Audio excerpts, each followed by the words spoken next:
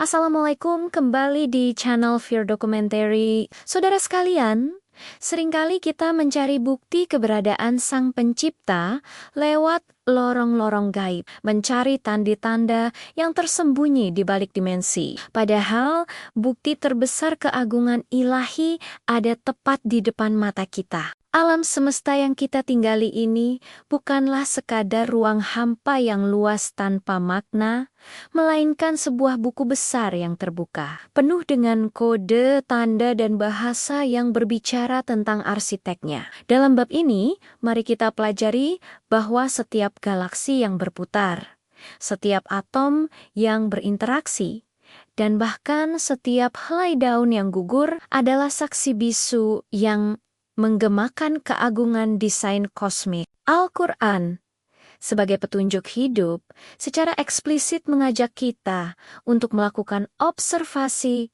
dan berpikir. Ini bukan ajakan untuk hanya beribadah ritual, tetapi ibadah akal. Perhatikan firman Allah dalam surah Al-Anbiya ayat ke-30. Allah mengajukan pertanyaan retoris. Apakah orang-orang kafir tidak mengetahui bahwa langit dan bumi itu dulu menyatu, kemudian kami pisahkan? Ini adalah isyarat luar biasa, petunjuk akan peristiwa awal mula alam semesta yang oleh sains modern kita kenal sebagai Big Bang. Sebuah petunjuk yang sudah ada 14 abad lalu. Kemudian, lihatlah keteraturan dalam surah Al-Araf ayat 54 yang menjelaskan bagaimana Allah mengatur malam mengejar siang dengan sangat cepat. Pesan ini sangat jelas, keteraturan waktu, gravitasi, dan siklus kosmik yang tanpa celah ini mustahil terjadi tanpa adanya kekuatan maha besar, maha cerdas, dan maha perencana yang mengaturnya. Allah bukan sekadar Al-Khaliq, maha pencipta, tetapi juga Al-Hasib, yang mendesain semesta dengan perhitungan yang sangat teliti. Mari kita bedah detail perhitungan ini yang sering disebut sebagai prinsip Goldilocks. Prinsip ini mengatakan bahwa kondisi di bumi tidak terlalu panas dan tidak terlalu dingin. Semuanya tepat dan presisi. Ambil contoh jarak bumi dari matahari. Seandainya bumi sedikit saja lebih dekat, seluruh air laut kita akan mendidih, kehidupan akan musnah. Sebaliknya, sedikit saja lebih jauh, bumi akan berubah menjadi bola es abadi. Posisi kita di zona layak huni adalah keajaiban statistik. Lalu, perhatikan atmosfer. Allah menciptakan lapisan pelindung yang bertindak sebagai filter cerdas. Ia menahan radiasi mematikan dari luar angkasa, namun pada saat yang sama, ia mengizinkan cahaya yang penting bagi fotosintesis dan kehidupan untuk masuk. Begitu pula dengan rotasi bumi pada porosnya. Perputaran ini memastikan suhu di seluruh permukaan planet tetap stabil dan tersebar secara merata. Apakah semua keseimbangan tingkat tinggi, fisika, dan kimia ini terjadi karena serangkaian kebetulan acak? Akal sehat kita menolak asumsi tersebut. Ini adalah manifestasi nyata dari sifat Allah Al-Latif yang maha halus dan lembut dalam setiap perbuatannya, menata detail terkecil demi kelangsungan hidup kita. Tadabur alam bukan hanya kegiatan jalan-jalan atau sekadar healing mata. Tadabur adalah ibadah akal tertinggi yang kita miliki. Kita diundang untuk menemukan hikmah dalam setiap penciptaan. Bayangkan siklus air. Bagaimana penguapan air laut yang asin bisa diubah menjadi awan, lalu turun sebagai hujan yang tawar, membersihkan dan menghidupkan tanah yang gersang. Siapa yang mengatur siklus pemurnian air terbesar di planet ini? Siapa yang memberi instruksi kepada sel terkecil di tubuh kita untuk membawa kode genetika rumit yang membangun keseluruhan manusia? Semua fenomena ini diciptakan bukan tanpa tujuan, melainkan agar manusia mencapai derajat ulul albab, yaitu orang-orang yang senantiasa mengingat Sang Pencipta dalam keadaan berdiri, duduk maupun berbaring, sambil terus memikirkan dan merenungkan penciptaan langit dan bumi. Jika kita telah mengakui bahwa alam semesta ini adalah mahakarya Allah, maka perilaku kita sebagai manusia yang berakal harus berubah.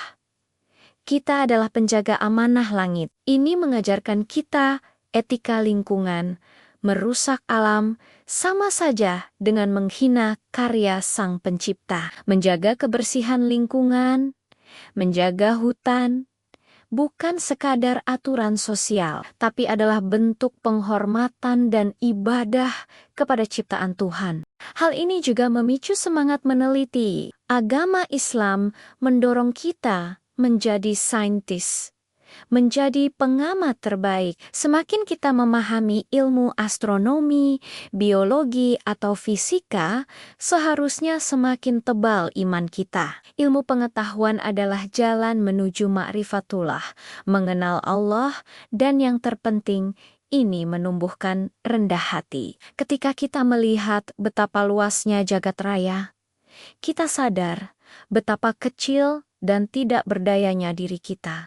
Tidak ada ruang bagi kesombongan di hati seorang hamba yang telah menyaksikan keagungan kosmik. Saudara sekalian, alam semesta adalah cermin. Ketika kita melihat keindahan dan keteraturannya, kita sedang melihat sedikit dari keindahan dan kesempurnaan Sang Pencipta. Maka jangan berhenti hanya pada kekaguman terhadap gunung yang kokoh, laut yang biru, atau bintang yang berkelip. Biarkan kekaguman itu membawa kita pada ketaatan yang tulus kepada Dia yang menciptakan segalanya. Kesimpulan utama, alam semesta bukanlah hasil dari sebuah kebetulan yang kacau, melainkan desain yang sangat presisi dari Sang Maha Pencipta. Alhasil, Allah membentangkan langit dan bumi sebagai sarana bagi manusia untuk berpikir, mengenal Allah, dan bersyukur. Dan tanggung jawab kita adalah menjaga kelestarian lingkungan sebagai bentuk ibadah nyata dan menjadi ulul albab yang selalu merenung. Izinkan saya menutup dengan sebuah kisah yang lembut. Suatu malam, seorang pemuda berdiri di tengah padang pasir, menatap langit jernih, ribuan bintang berkelip dalam keteraturan sempurna.